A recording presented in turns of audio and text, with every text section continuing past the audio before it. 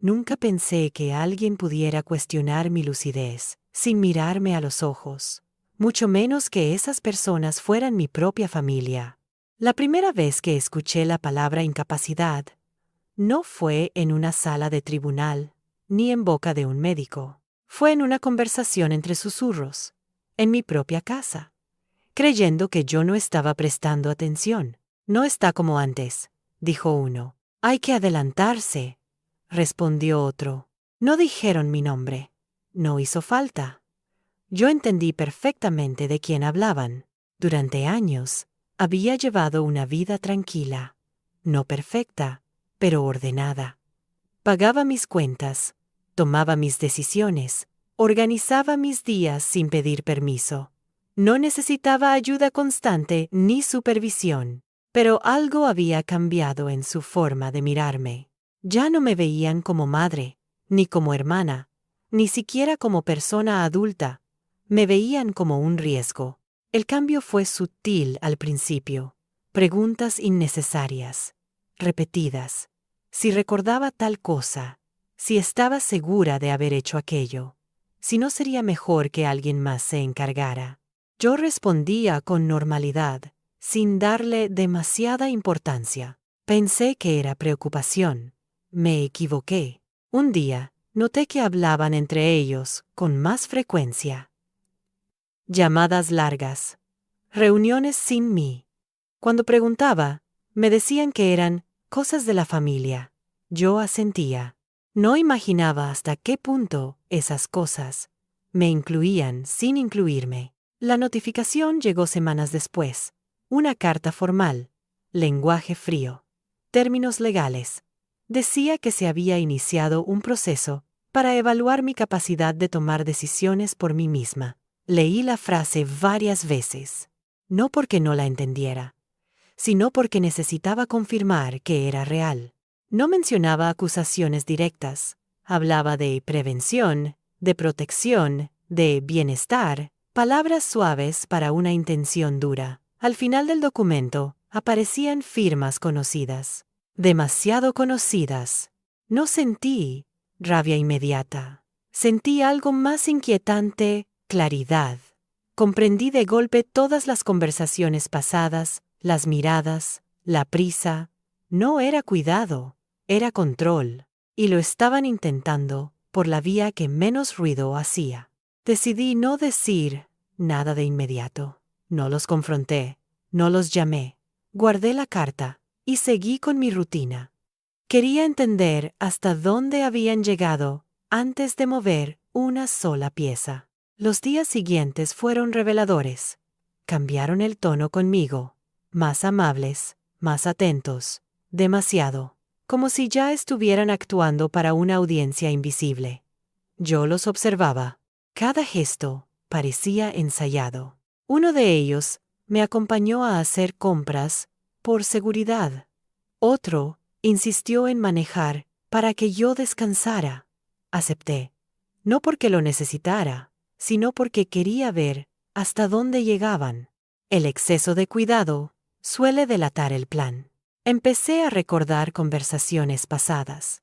Comentarios sobre mi edad, sobre lo complicado que es todo hoy en día, sobre lo fácil que es equivocarse con papeles. Todo encajaba ahora como piezas de un rompecabezas que no había querido ver. Lo más duro no fue la traición, fue la suposición, la idea de que yo no entendería, de que no me daría cuenta, de que podían decidir por mí sin enfrentar resistencia. Me subestimaron, y eso, más que herirme, me despertó. Busqué información por mi cuenta. No pedí ayuda a nadie de la familia. Fui sola.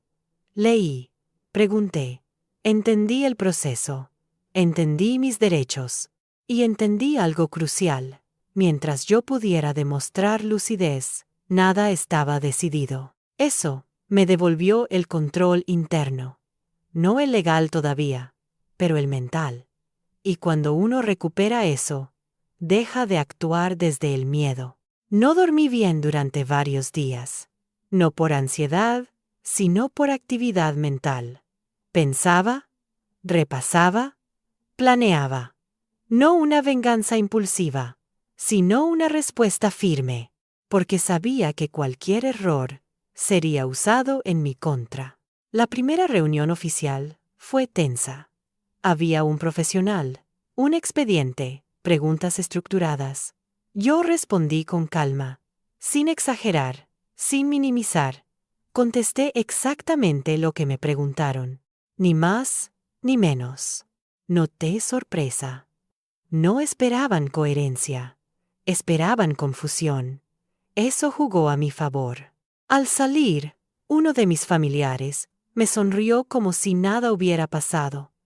Me dijo que todo era por mi bien. No respondí, porque entendí algo fundamental. Quien necesita repetir esa frase sabe que está cruzando un límite. Esa noche volví a leer la carta inicial. Ya no me temblaban las manos. No me sentía víctima. Me sentía observadora. Y cuando uno observa con atención, empieza a ver grietas en planes que parecían sólidos. No sabía aún cómo terminaría todo. No sabía cuánto tiempo llevaría. Pero sí sabía algo. No iba a quedarme quieta esperando que otros definieran mi vida. No después de haberla sostenido durante tantos años. Ellos creían que me estaban protegiendo. En realidad, me estaban declarando incapaz sin pruebas. Y esa diferencia lo iba a cambiar todo. Después de la primera reunión, el ambiente cambió por completo. Ya no había fingimientos torpes ni silencios incómodos. Había una tensión nueva, contenida, como si todos supiéramos que algo importante estaba en marcha, pero nadie quisiera nombrarlo en voz alta. Yo seguí con mi vida como siempre, pero cada gesto parecía ahora observado con lupa. Mis familiares comenzaron a aparecer con más frecuencia, no para conversar, sino para acompañarme. Usaban esa palabra con insistencia, como si repetirla la volviera inocente. Yo aceptaba su presencia sin resistencia, pero también sin gratitud excesiva. Sabía que cada visita era una forma de registrar mi comportamiento, de buscar fallos, de confirmar una narrativa que ya habían empezado a escribir. Una mañana encontré un cajón ligeramente abierto. No faltaba nada, pero el desorden era evidente. Nadie lo mencionó. Yo tampoco. Ese pequeño detalle fue suficiente para confirmar que ya no respetaban mi espacio. No estaban cuidando, estaban inspeccionando. Empezaron a sugerirme cosas que nunca antes habían sido necesarias, que quizá debía anotar más, que era normal olvidar, que no pasaba nada si alguien más se encargaba de ciertos asuntos. Cada frase era una semilla. No buscaban convencerme. Buscaban acostumbrarme a la idea de perder control. Yo, mientras tanto, hacía lo contrario. Organizaba mis días con precisión. Guardaba comprobantes. Anotaba fechas. No por inseguridad, sino por estrategia. Sabía que cualquier detalle podía convertirse en prueba a favor o en arma en contra. La segunda notificación llegó rápido. Otra carta. Más preguntas. Más formalidad. Esta vez, hablaban de evaluaciones adicionales, de informes complementarios.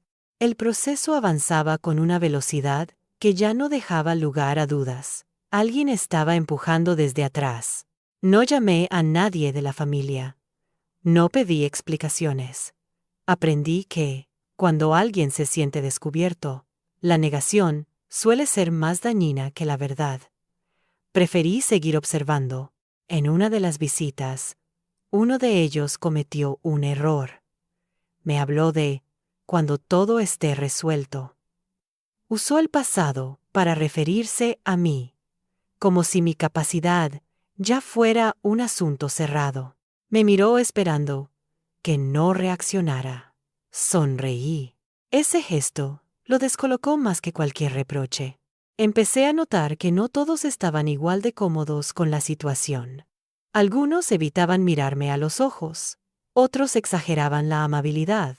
Uno, en particular, parecía nervioso. Hablaba de más. Justificaba cada acción. La culpa siempre se filtra por algún lado. Decidí entonces ampliar mi margen de acción. Consulté a una persona externa sin vínculos emocionales con ninguno de nosotros. No le conté una historia dramática. Le presenté hechos, documentos, fechas, actitudes. Su reacción fue inmediata. Preocupación, pero también claridad. Me explicó cómo suelen desarrollarse estos casos. Cómo la familia construye un relato de incapacidad progresiva. Cómo el silencio del afectado se interpreta como confirmación. Y cómo la calma, si no va acompañada de acciones claras, puede jugar en contra. Salí de esa conversación con algo valioso: información. Y la información, cuando se usa bien, es una forma de poder. A partir de entonces, empecé a responder de manera distinta, no con confrontación, sino con precisión. Cuando me hacían una pregunta innecesaria, respondía con datos. Cuando insinuaban olvido, recordaba detalles con exactitud. No exageraba, no demostraba nada. Simplemente era coherente. Eso los desconcertaba, porque esperaban errores, esperaban grietas, y no las encontraban. Una tarde, uno de ellos me pidió que firmara un papel sin importancia. Lo leí con calma. No era un poder completo, pero abría la puerta a decisiones futuras. Le dije que no firmaría nada sin asesoramiento independiente. Se molestó. Dijo que estaba complicando todo. Yo respondí que la claridad no complica, incomoda. Ese intercambio marcó un antes y un después. A partir de ahí, dejaron de tratarme como alguien frágil y empezaron a tratarme como un obstáculo. El tono cambió. Las sonrisas se volvieron tensas. Las visitas, más breves. Yo acepté ese cambio sin miedo, porque sabía que cuando alguien pierde la ventaja, suele mostrar su verdadera intención. Las evaluaciones continuaron. Preguntas repetidas. Situaciones simuladas. Yo respondía siempre igual. Con calma, con lógica, sin exceso de palabras. Noté algo importante. Quienes evaluaban no veían a una mujer confundida, sino a alguien consciente de cada paso. Eso empezó a jugar a mi favor. Mis familiares, al darse cuenta, intensificaron el discurso emocional. Hablaron de sacrificios, de lo mucho que hacían por mí, de lo difícil que era para ellos verme así. Yo escuché. No negué su esfuerzo, pero tampoco acepté su versión de mí. Una noche, sola en casa, pensé en lo irónico de la situación. Había pasado la vida cuidando de otros. Ahora, esos mismos otros intentaban decidir por mí, convencidos de que sabían mejor qué era lo correcto. No había maldad explícita en todos. Había comodidad. Y la comodidad, cuando se combina con poder, es peligrosa. Decidí que no iba a desaparecer en silencio. No iba a convertirme en un expediente más. No iba a permitir que la historia de mi vida se resumiera en un informe incompleto escrito por otros. Sabía que el proceso aún no había terminado, que vendrían más intentos, más presión, quizá incluso una audiencia definitiva. Pero también sabía algo fundamental. Ya no estaba sola frente a un sistema que no me conocía. Estaba informada, preparada y, sobre todo, despierta. Ellos creían que me estaban llevando paso a paso hacia un final inevitable. No se daban cuenta de que, en cada paso, yo estaba aprendiendo a caminar en dirección contraria. El siguiente paso no vino en forma de carta ni de llamada oficial. Vino disfrazado de preocupación extrema. Una de esas preocupaciones que no deja espacio para la respuesta, porque ya presupone el problema. Nos da miedo que te pase algo, dijeron. No sería responsable dejarte sola así. Lo dijeron mirándome a los ojos, como si esperaran ver duda, cansancio, rendición. No vieron nada de eso. Yo los escuché con atención, pero ya no desde la sorpresa, sino desde la confirmación. Habían decidido acelerar. Empezaron a organizar cosas sin avisar, cambios pequeños, horarios, acompañamientos innecesarios. Un día, encontré una lista pegada en la nevera con recordatorios que yo nunca había pedido. Medicación que no tomaba. Rutinas que no necesitaba. No era ayuda. Era escenografía. Cuando pregunté quién había puesto eso ahí, nadie respondió con claridad. Dijeron que era, por si acaso. Esa frase volvió a aparecer. Por si acaso, el comodín perfecto para justificar cualquier invasión. Yo retiré la lista con calma. La guardé en un cajón. No hice un comentario. Observé las reacciones. Uno frunció el ceño. Otro evitó mirarme. El tercero sonrió incómodo. Esa incomodidad era importante. Significaba que algo no estaba saliendo como habían previsto. Las evaluaciones continuaron, esta vez más específicas. Preguntas diseñadas para confundir. Escenarios hipotéticos. Yo respondía con precisión, sin ironía, sin desafío, pero tampoco con sumisión. Me limité a ser coherente. Noté un cambio en quienes evaluaban. Empezaron a repetir menos, a reformular, a buscar contradicciones que no aparecían. Eso los descolocaba, porque un relato de incapacidad necesita errores. Y yo no se los estaba dando. Mis familiares empezaron a mostrarse más tensos. Uno de ellos dejó escapar un comentario que lo dijo todo. Esto no debería ser tan complicado. Yo lo miré y respondí. No lo sería si no hubieran empezado sin preguntarme. Esa frase cayó como una piedra. No hubo respuesta inmediata, pero algo se quebró ahí, porque puso nombre a lo que habían intentado evitar, que yo fuera consciente. A partir de entonces, el trato cambió. Menos visitas, más llamadas, preguntas indirectas, intentos de saber qué sabía yo, hasta dónde había llegado. Yo no ofrecí información. Aprendí que el silencio informado es más poderoso que cualquier argumento. Una tarde, uno de ellos me pidió que lo acompañara a dar un paseo. Habló del pasado, de lo difícil que había sido todo, de cuánto me querían. Luego deslizó la idea de que quizá yo estaba exagerando, que el proceso no era tan grave, que era solo una formalidad. Le respondí con calma. Ningún proceso que se inicia sin consentimiento es solo una formalidad. Se quedó callado, no esperaba esa claridad. Esa noche volví a revisar todo, no por miedo, sino por responsabilidad. Tenía que asegurarme de que cada paso que diera fuera sólido, porque sabía que el siguiente movimiento no sería emocional, sería estratégico.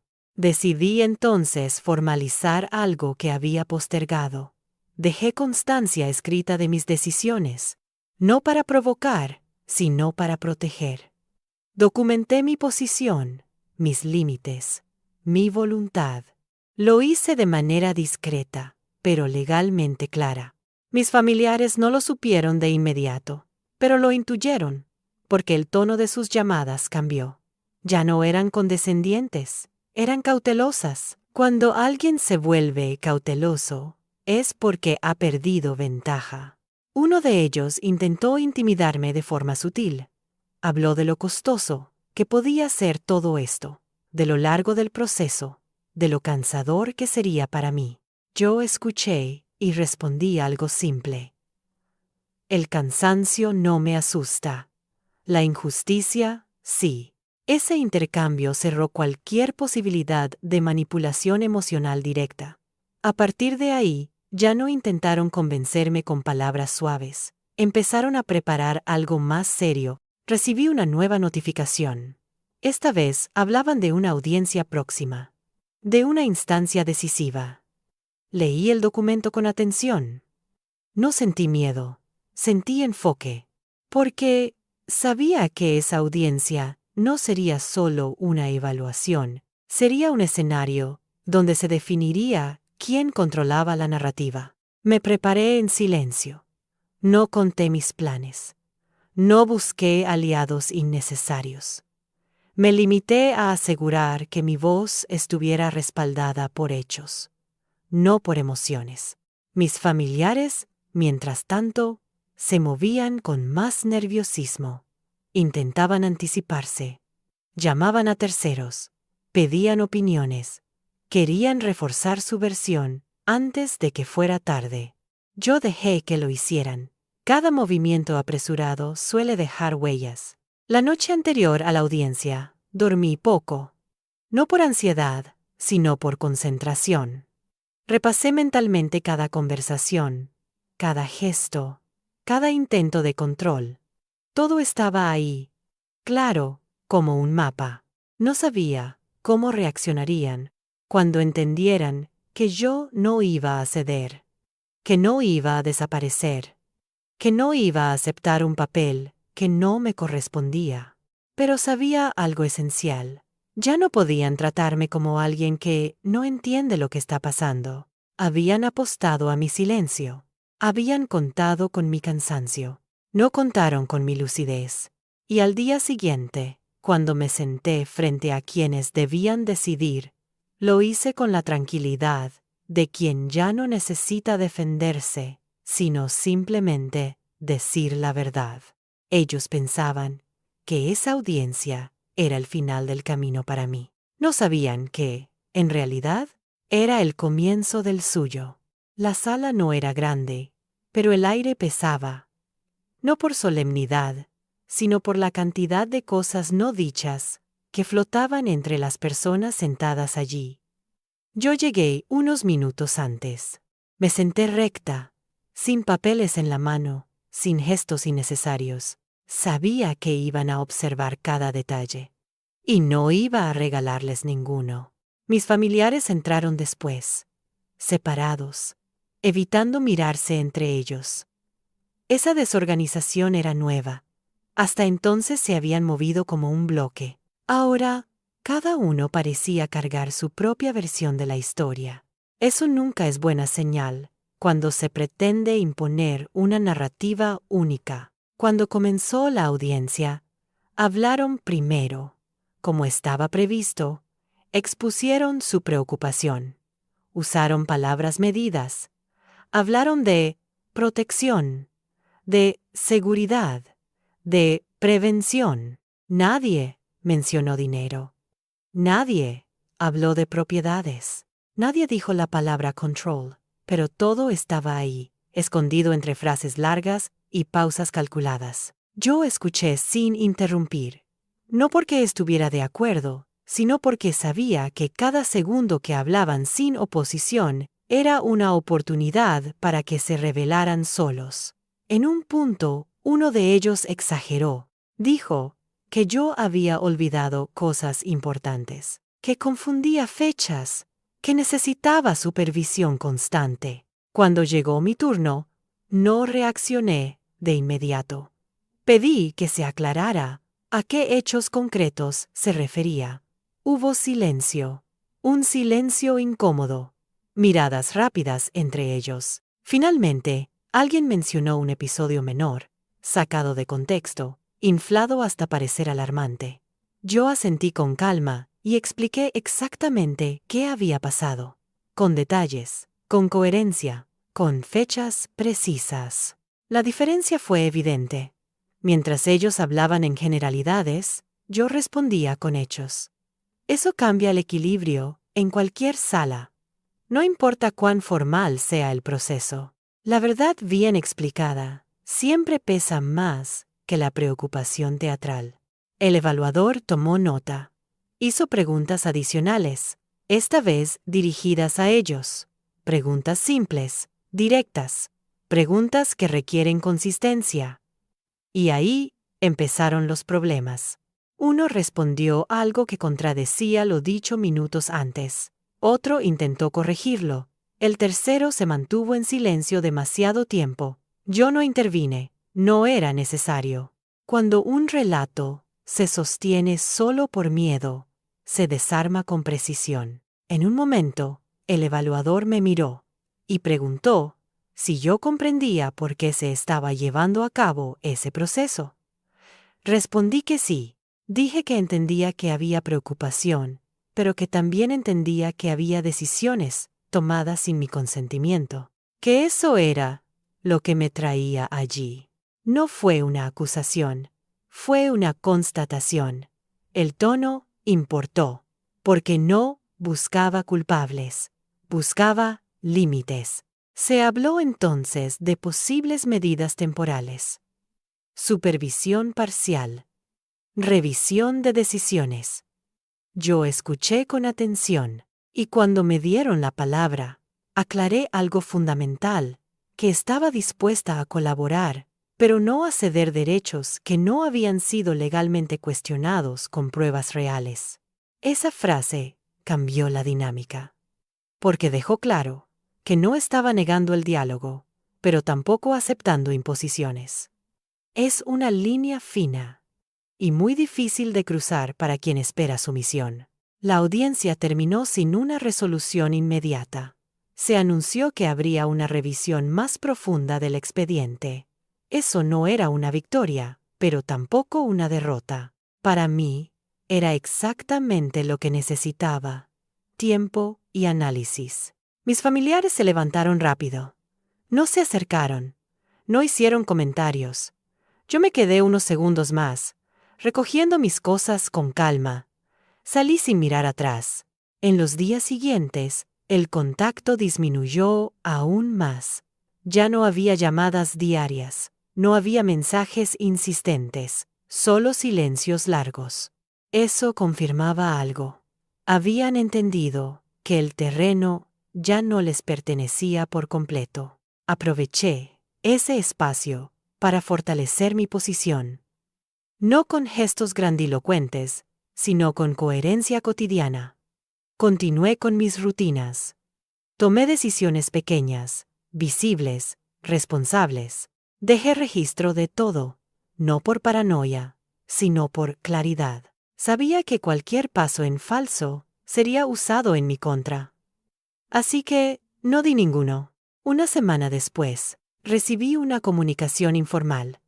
Alguien del entorno del proceso me comentó, sin entrar en detalles, que había inconsistencias en lo presentado por mis familiares. Nada concreto, pero suficiente para confirmar que el foco ya no estaba solo en mí. Eso los inquietó. Lo noté cuando uno de ellos reapareció con un tono distinto. Menos firme, más conciliador. Habló de malentendidos, de excesos, de que quizás todo se había ido de las manos. Yo escuché y respondí algo breve. Eso pasa cuando se decide por otros sin escucharlos. No hubo réplica. A partir de ese momento, entendí que el conflicto había cambiado de naturaleza. Ya no se trataba de si yo era capaz o no. Se trataba de por qué habían intentado demostrar que no lo era. Y esa pregunta es mucho más peligrosa, porque una vez que se formula, ya no se puede deshacer. Mis familiares comenzaron a cuidarse entre ellos, a medir lo que decían, a revisar lo que habían firmado, a recordar conversaciones pasadas con otra luz. Cuando alguien empieza a revisar el pasado, es porque teme el futuro. Yo seguí en silencio, no por miedo, por estrategia, porque sabía que la siguiente etapa no sería ruidosa, sería precisa. Habían intentado quitarme el control con argumentos emocionales. Ahora, el control se les escapaba por errores propios. Y aunque aún no lo sabían, el proceso que habían iniciado para limitarme estaba a punto de convertirse en el espacio donde tendrían que explicarse. El cambio fue sutil, pero irreversible. Ya no intentaban convencerme de nada. Tampoco fingían preocupación constante. En su lugar, apareció algo más peligroso: la prisa. Cuando alguien actúa con prisa, comete errores. Y ellos empezaron a cometerlos uno tras otro. Uno de mis familiares llamó de repente para ponerse al día. No habló del proceso. No mencionó la audiencia. Habló de cosas triviales, como si nada estuviera pasando. Yo seguí la conversación con educación, pero noté algo en su tono. Buscaba información. Quería saber qué sabía yo. ¿Hasta dónde había llegado? Si había hablado con alguien más. No le di nada. Pocos días después, otro apareció con una propuesta. Dijo que quizás podríamos arreglarlo todo sin seguir removiendo el pasado. Usó palabras como paz, unidad, familia. Yo le respondí que la paz no se construye ignorando lo que ya se hizo. Hubo un silencio largo al otro lado del teléfono.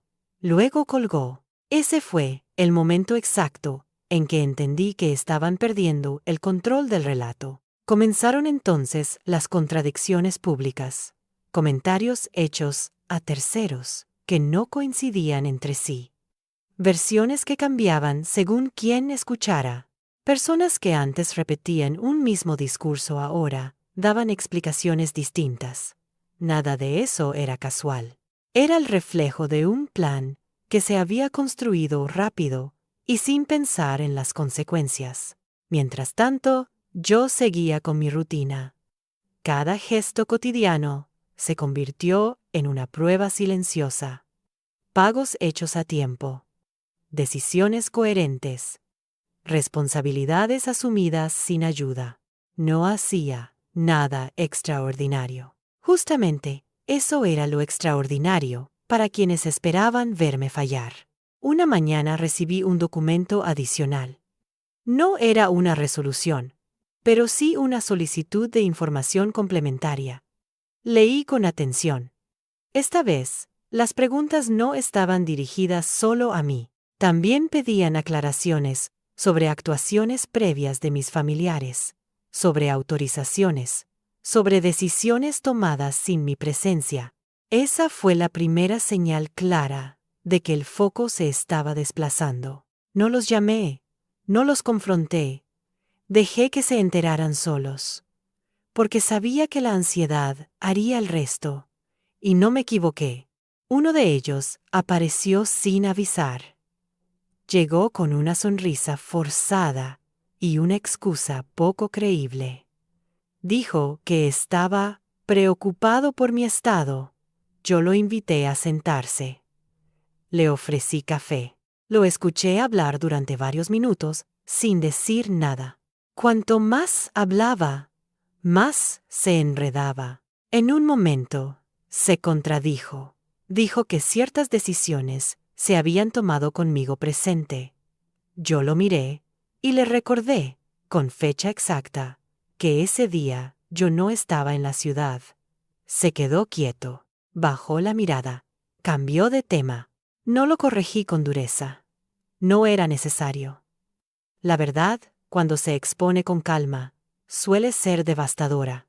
Después de esa visita, las comunicaciones se volvieron esporádicas, frías, casi administrativas. Ya no intentaban tocar fibras emocionales. Ahora trataban de cubrirse, de revisar documentos, de recordar qué habían dicho y a quién. Yo seguía observando. En una conversación posterior, uno dejó escapar algo que no debía. Mencionó a un abogado externo, uno que yo no conocía. Dijo su nombre sin pensar. Yo lo anoté mentalmente. Más tarde, confirmé que había intervenido en etapas tempranas del proceso. Antes, incluso de que yo fuera informada. Eso era importante, porque demostraba planificación. Y la planificación elimina cualquier excusa de improvisación o buena intención. Nadie planifica quitarle derechos a otro por error. A partir de ahí, entendí que el proceso ya no giraba en torno a mi capacidad. Giraba en torno a su decisión de actuar sin transparencia. Y eso, en cualquier instancia seria, tiene consecuencias. Recibí entonces una llamada breve. Me informaron que se estaba evaluando una ampliación del análisis, que se revisarían los antecedentes completos, que podrían solicitar nuevas comparecencias. No me dieron fechas, no hicieron promesas. Pero el tono había cambiado. Ya no me hablaban como a alguien que debía ser evaluado. Me hablaban como a alguien que tenía algo que decir. Mis familiares, en cambio, comenzaron a mostrar desgaste. Se los notaba cansados, irritables, menos seguros. La seguridad solo existe mientras el control es total. Cuando se pierde, aparece el miedo. Yo no celebré nada. No era el momento. Sabía que aún faltaba, que el tramo final sería el más delicado, porque cuando alguien se da cuenta de que ha ido demasiado lejos, puede intentar dos cosas: retroceder o atacar. Y ellos no eran de los que retroceden fácilmente. Por eso me preparé para lo inevitable. No con paranoia, sino con claridad. Revisé todo una vez más. Me aseguré de que cada paso que había dado pudiera sostenerse solo, sin interpretaciones, sin matices. No necesitaba ganar. Necesitaba que la verdad quedara expuesta. Ellos habían intentado reducirme a un expediente. Yo estaba a punto de convertir su estrategia en la prueba de su propia caída. Y aunque aún no había un desenlace, ya era evidente, para cualquiera que mirara con atención, que el control que habían querido quitarme se les estaba escapando de las manos. La tensión ya no estaba escondida. Se había vuelto visible, casi tangible. No hacía falta que nadie dijera nada para saber que algo había cambiado. El proceso seguía su curso, pero la confianza de mis familiares se había erosionado. Ya no caminaban con seguridad. Avanzaban con cautela, como si el terreno pudiera ceder en cualquier momento. Empezaron a aparecer los intentos de control indirecto. Personas que no había visto en años se comunicaron conmigo para saber cómo estaba. Antiguos conocidos, parientes lejanos, incluso alguien que había trabajado para la familia tiempo atrás, todos con el mismo tono amable. Todos con preguntas parecidas. Era evidente que alguien los había empujado a hacerlo. Yo respondía con cortesía, pero sin detalles. Aprendí rápido que cuando demasiadas personas preguntan lo mismo, no buscan ayudarte, buscan confirmar una versión. Uno de esos contactos cometió un error. Mencionó una reunión de la que yo no había sido informada. Habló de decisiones ya tomadas. No se dio cuenta de lo que acababa de revelar. Yo lo dejé hablar. Anoté cada palabra. Ese dato encajaba con otras piezas sueltas. Explicaba ciertos movimientos. Confirmaba que seguían actuando como si yo fuera un obstáculo, no una parte del proceso. Eso los colocaba en una posición peligrosa. Poco después, recibí una notificación formal. Se abría una fase adicional de revisión, no solo de mi situación, sino del origen mismo de la solicitud inicial. Eso significaba que alguien, finalmente, había hecho la pregunta correcta. ¿Por qué empezó todo esto así? Mis familiares reaccionaron con nerviosismo. Uno intentó minimizarlo. Dijo que era normal, que estos procesos siempre se alargan. Otro guardó silencio absoluto. El tercero cambió de tono y comenzó a hablar de acuerdos, de posibles soluciones amistosas. Yo escuché, sin comprometerme. Sabía que esa palabra, acuerdo, solo aparece cuando alguien siente que puede perder. En una conversación especialmente tensa, uno de ellos insinuó que todo esto estaba dañando la imagen de la familia, que había cosas que sería mejor mantener en privado. Yo le respondí algo simple. La imagen se daña cuando se toman decisiones que no se pueden explicar. No insistió. Mientras tanto, el entorno institucional se volvía más riguroso. Las preguntas eran más específicas, los plazos más claros, las solicitudes de documentación más amplias. Ya no bastaban relatos generales. Ahora se pedían pruebas, firmas, autorizaciones, fechas exactas. Y ahí fue donde empezaron a tropezar. Un documento no coincidía con otro. Una autorización estaba incompleta. Una firma no correspondía al momento alegado. Errores pequeños pero acumulativos. Cada uno debilitaba la versión que habían intentado construir. Yo seguía sin intervenir directamente. No necesitaba hacerlo. El sistema, cuando se activa de verdad, hace el trabajo solo. Una tarde, recibí una llamada breve y formal. Me informaron que, en la próxima instancia, se me permitiría exponer libremente mi posición. No solo responder preguntas, sino explicar. Eso era clave, porque marcaba un cambio de rol. Ya no era solo evaluada. Iba a ser escuchada. Mis familiares se enteraron poco después. Lo supe porque uno de ellos me llamó esa misma noche. Su voz era distinta, no autoritaria, no condescendiente, era insegura. Habló de malentendidos, de decisiones apresuradas, de intenciones que quizás se habían interpretado mal. Yo lo dejé hablar hasta que terminó. Luego dije algo que llevaba tiempo guardando. Las intenciones no importan. Cuando los hechos dicen otra cosa, no hubo respuesta. Ese silencio fue más revelador que cualquier discusión, porque mostraba que por primera vez no tenían un argumento preparado. Me preparé para la siguiente etapa con calma, no como alguien que se defiende, sino como alguien que va a exponer una verdad completa. Revisé todo una vez más, ordené fechas, organicé documentos, no para atacar, sino para mostrar una secuencia clara. No estaba interesada en vengarme con gritos o humillaciones. Mi venganza era más precisa. Dejar que cada uno enfrentara las consecuencias de sus propias decisiones. La noche, antes de la próxima instancia, pensé en todo lo que había pasado, en cómo habían intentado reducirme, simplificarme, encerrarme en un diagnóstico conveniente, en cómo habían subestimado algo esencial, mi capacidad de entender lo que estaba ocurriendo. No sentí rabia, sentí claridad. Porque cuando alguien intenta quitarte el control de tu vida y falla, ya no puede volver atrás sin explicarse. Y esas explicaciones, una vez exigidas, nunca son cómodas.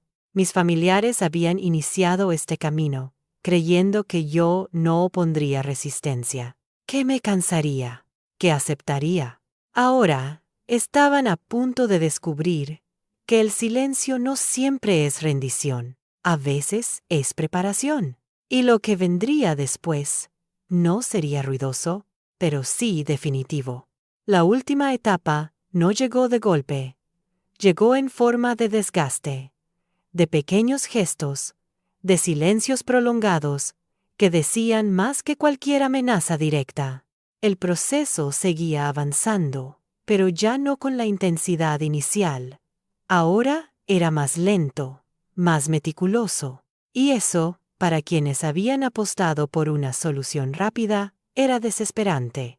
Mis familiares comenzaron a mostrar fisuras entre ellos, no en público, pero sí en los márgenes. Comentarios cruzados, reproches velados, diferencias en la manera de afrontar lo que venía.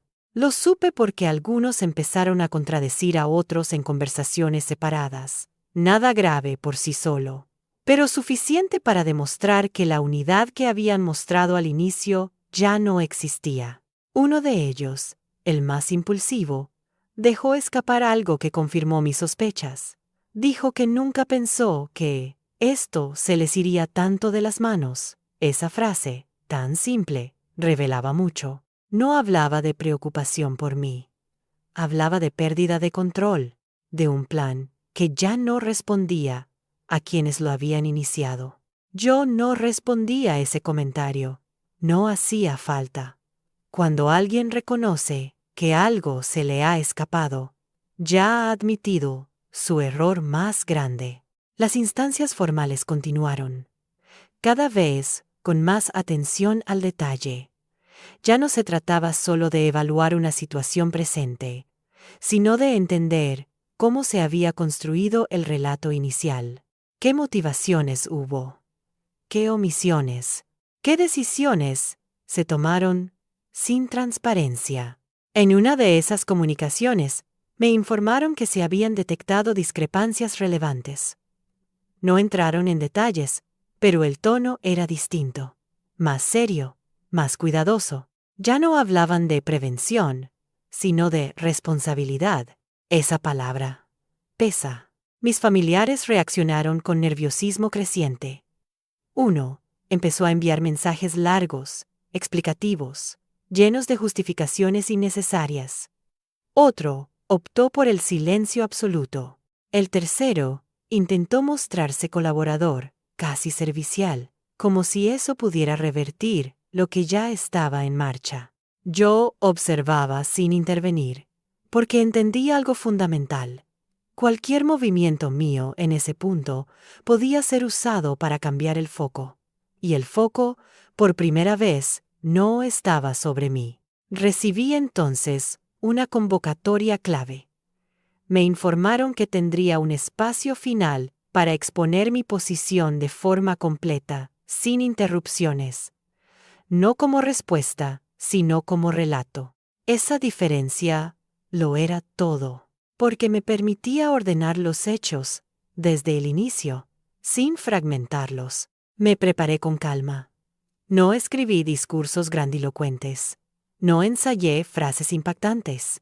Me limité a estructurar los hechos tal como ocurrieron, uno detrás de otro, sin adjetivos innecesarios, sin acusaciones directas, dejando que la secuencia hablara por sí misma.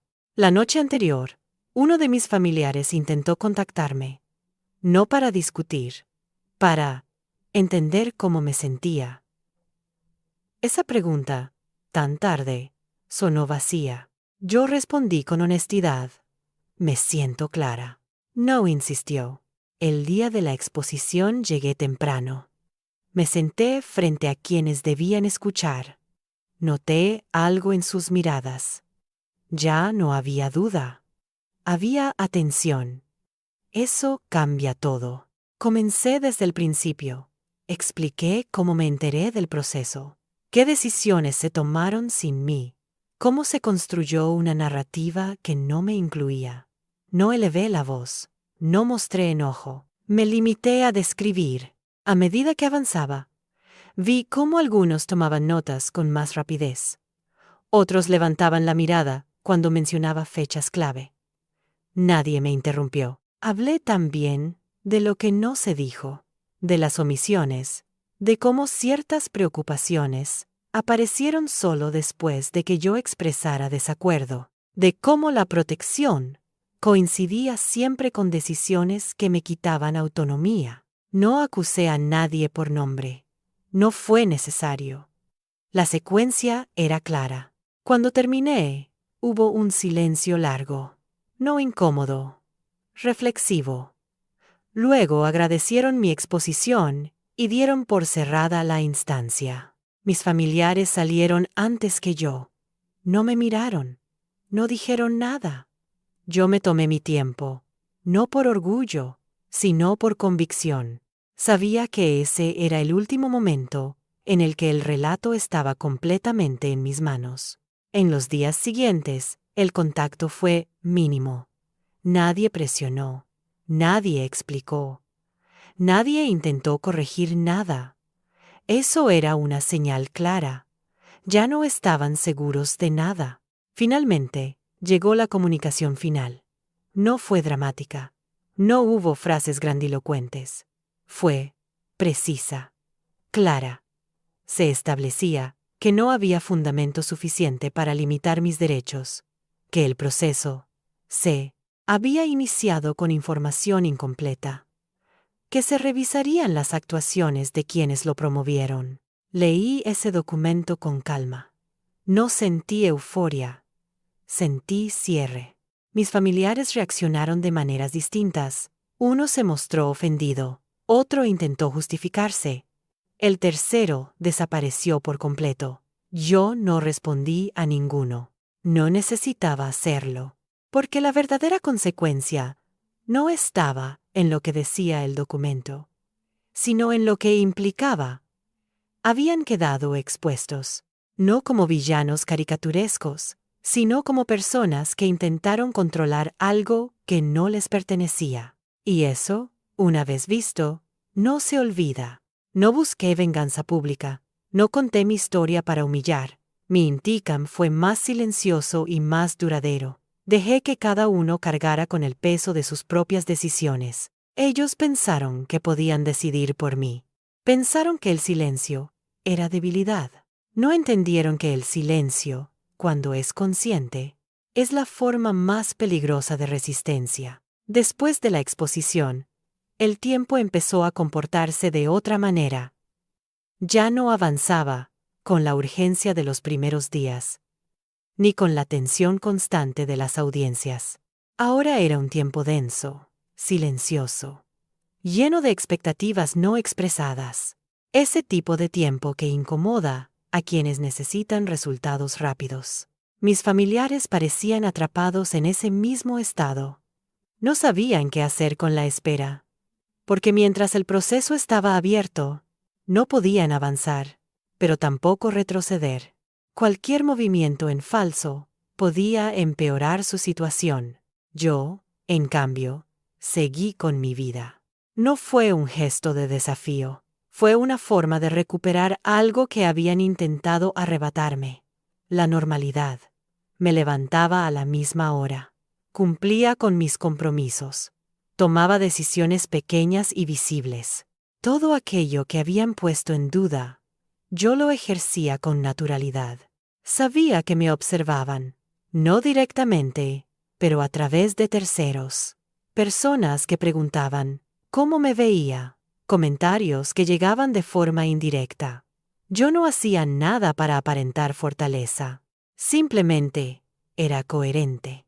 Uno de mis familiares rompió el silencio de manera torpe. Me envió un mensaje largo, lleno de frases ambiguas. Hablaba de arrepentimientos, sin nombrarlos, de errores, sin asumirlos, de familias sin responsabilidad. No respondí de inmediato. Dejé pasar 2 días. Luego contesté con una sola frase: ahora es momento de esperar. No volvió a escribir. Esa espera empezó a pesarles. Lo noté cuando uno intentó adelantar escenarios. Habló de qué pasaría si el resultado no fuera el esperado. De cómo seguir adelante. Era una manera de preparar el terreno para una derrota que aún no se había confirmado. Yo escuché sin comprometerme, porque entendí algo clave. Ellos necesitaban cerrar. Yo no. Mientras tanto, el entorno institucional seguía trabajando, no con ruido, sino con profundidad. Lo supe por pequeñas señales, solicitudes de aclaración, peticiones de documentos adicionales que ya habían sido entregados, pero ahora se revisaban con más detalle, preguntas que volvían sobre decisiones pasadas.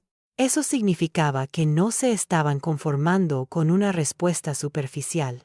Mis familiares comenzaron a mostrar algo nuevo: cansancio moral. Ya no se trataba solo de estrés. Era el peso de sostener una versión que se había vuelto difícil de justificar incluso para ellos mismos. Cuando alguien tiene que recordar constantemente qué dijo antes, termina agotado. En una conversación casual, uno de ellos dijo algo revelador. Nadie pensó que esto se analizaría tanto. Esa frase lo dijo todo. Habían confiado en la rapidez, en la formalidad vacía, en que el sistema se movería sin mirar demasiado. No contaron con la profundidad. Yo sí. Aproveché ese tiempo para reforzar algo más importante que cualquier documento: mi posición interna. Me aseguré de no caer en provocaciones, de no buscar validación externa, de no sentir la necesidad de explicar mi versión a quien no la había pedido, porque el verdadero poder, en ese punto, era la calma. Uno de mis familiares intentó un último movimiento emocional. Habló del pasado, de sacrificios compartidos, de todo lo que habíamos vivido juntos. No negué nada, pero respondí algo que dejó claro el límite. Compartir historia no da derecho a decidir por otro. No insistió. La espera continuó. Días largos, noticias escasas, silencios densos. Para ellos, cada día sin resolución era una amenaza. Para mí, era confirmación de que el proceso estaba siendo tomado en serio. Empezaron a aparecer las grietas públicas, comentarios fuera de lugar, gestos nerviosos, intentos de justificar lo injustificable frente a terceros. Yo no participé en nada de eso. Dejé que se expusieran solos. Una tarde, recibí una comunicación breve. No era una resolución, pero sí un aviso. El análisis estaba en su etapa final. No daban fechas. No adelantaban resultados. Pero el mensaje era claro. Ya no había marcha atrás. Mis familiares se enteraron casi al mismo tiempo. Lo supe porque uno de ellos me llamó con voz tensa. Preguntó si sabía algo más. Respondí con honestidad. Lo mismo que tú. Esa igualdad los incomodaba, porque hasta entonces habían creído tener ventaja informativa. Ahora estaban en el mismo lugar que yo, esperando y esperar. Cuando se ha intentado controlar todo, es una forma de castigo. No sentí satisfacción, sentí justicia en proceso, porque el verdadero ajuste de cuentas no siempre llega con un golpe final. A veces llega con la imposibilidad de huir de las propias decisiones. Ellos habían iniciado este camino, convencidos de que yo no tendría voz. Ahora estaban obligados a escuchar el silencio. Un silencio que ya no podían manejar. Sabía que lo que venía después no sería inmediato, que aún habría pasos formales, comunicaciones finales, consecuencias que se desplegarían con el tiempo, pero también sabía algo más. Ya no podían volver a tratarme como antes. Ese era el verdadero punto de quiebre. No importaba cuál fuera la redacción exacta del resultado, el equilibrio había cambiado. Y cuando el equilibrio se rompe a favor de quien fue subestimado, la historia ya no vuelve a ser la misma. Los días posteriores a la notificación final no trajeron alivio. Trajeron algo más incómodo: exposición. Ya no era solo un asunto entre nosotros. El proceso había activado mecanismos que obligaban a otros a mirar. Y cuando más personas miran, las versiones empiezan a desmoronarse. Mis familiares intentaron mostrarse tranquilos. Lo hacían mal. La calma fingida siempre tiene un ritmo extraño. Respuestas demasiado rápidas, sonrisas que llegan tarde, silencios que duran más de lo normal. Yo observaba sin intervenir.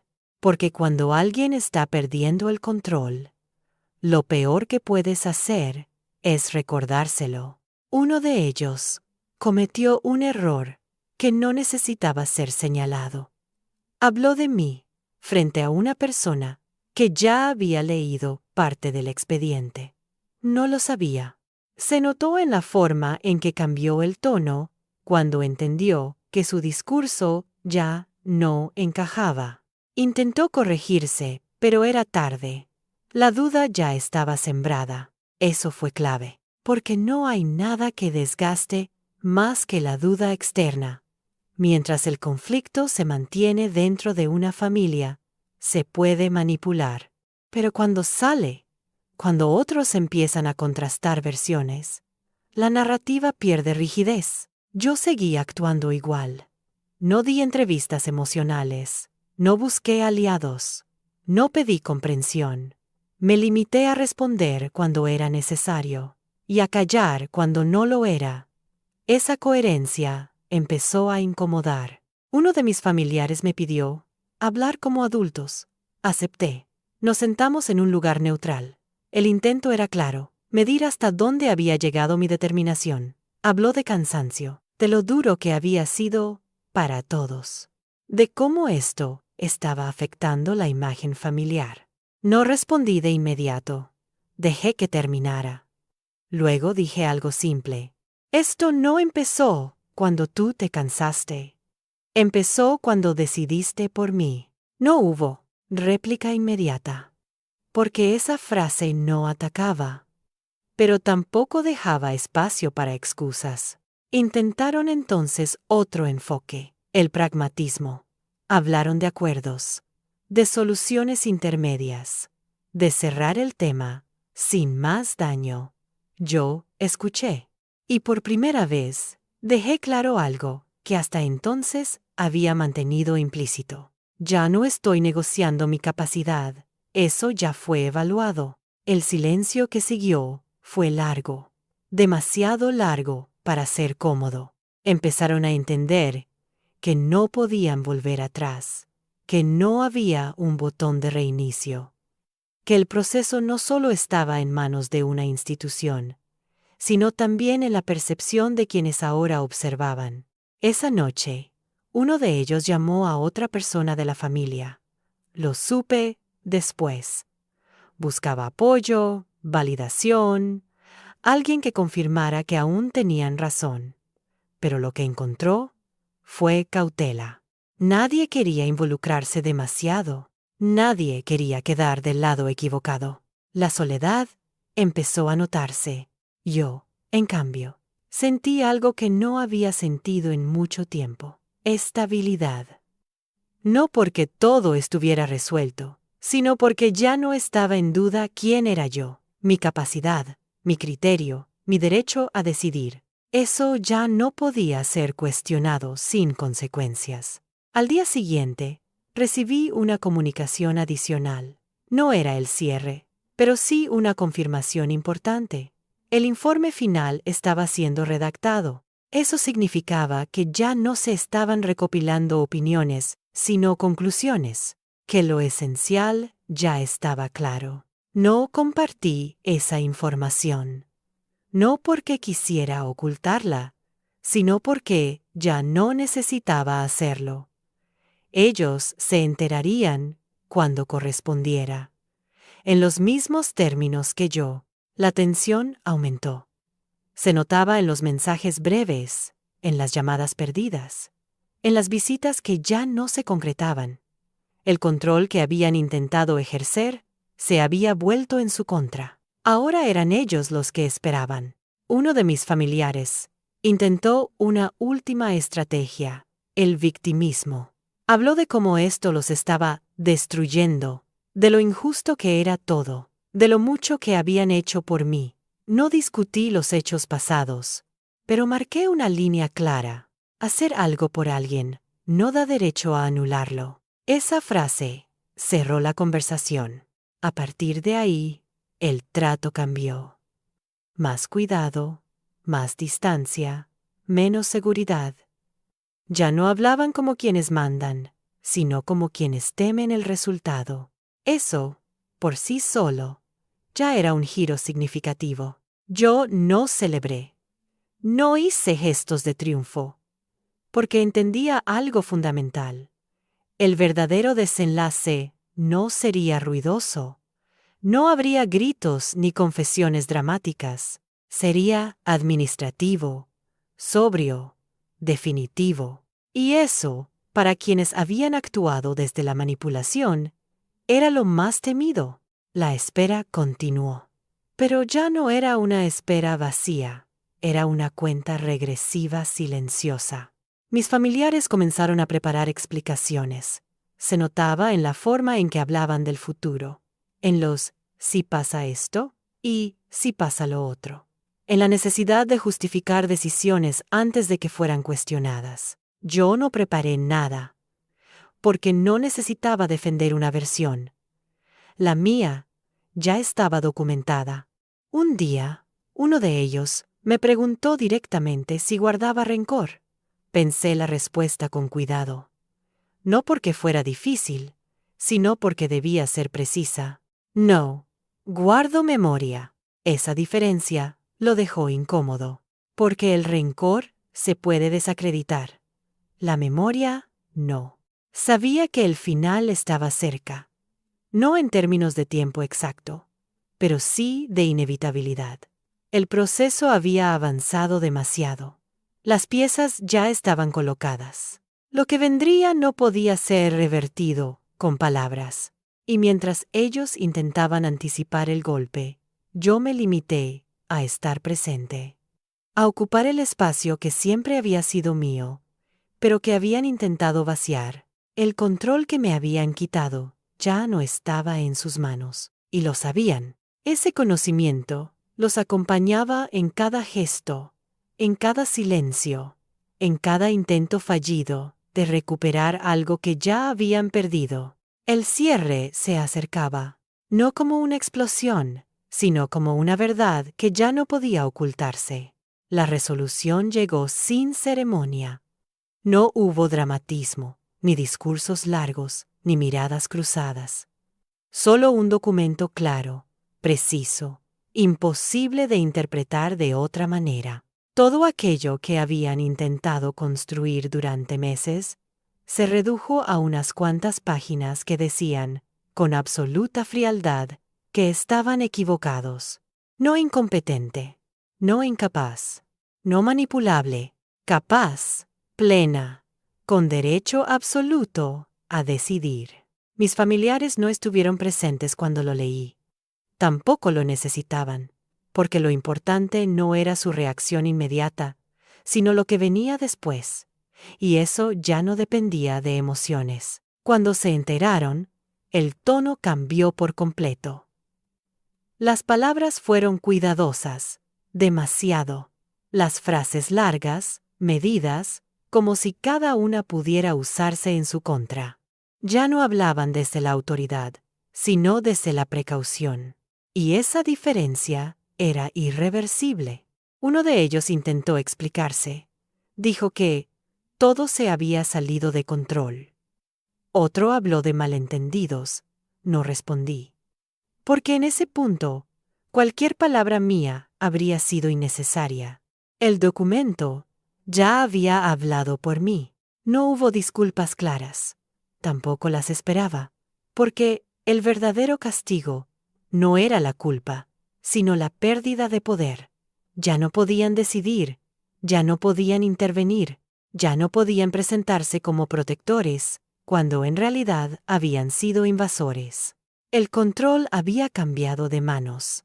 Lo noté en los pequeños gestos, en las visitas que dejaron de proponer, en las decisiones que ahora preguntaban, antes de siquiera sugerir, en el silencio respetuoso que antes no existía.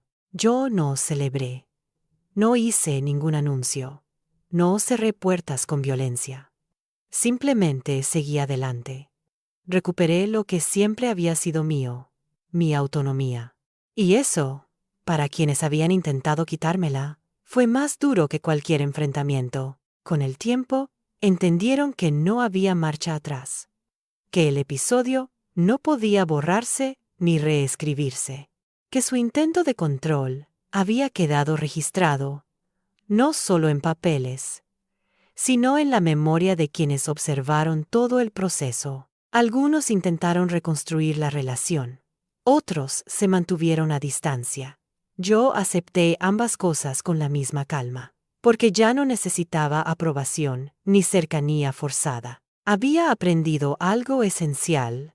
Quien intenta anularte una vez, no merece decidir sobre tu vida nunca más. Mi venganza no fue ruidosa, no fue pública, no fue inmediata, fue definitiva, porque no hay mayor derrota para quien quiso dominarte que verte libre, consciente y fuera de su alcance.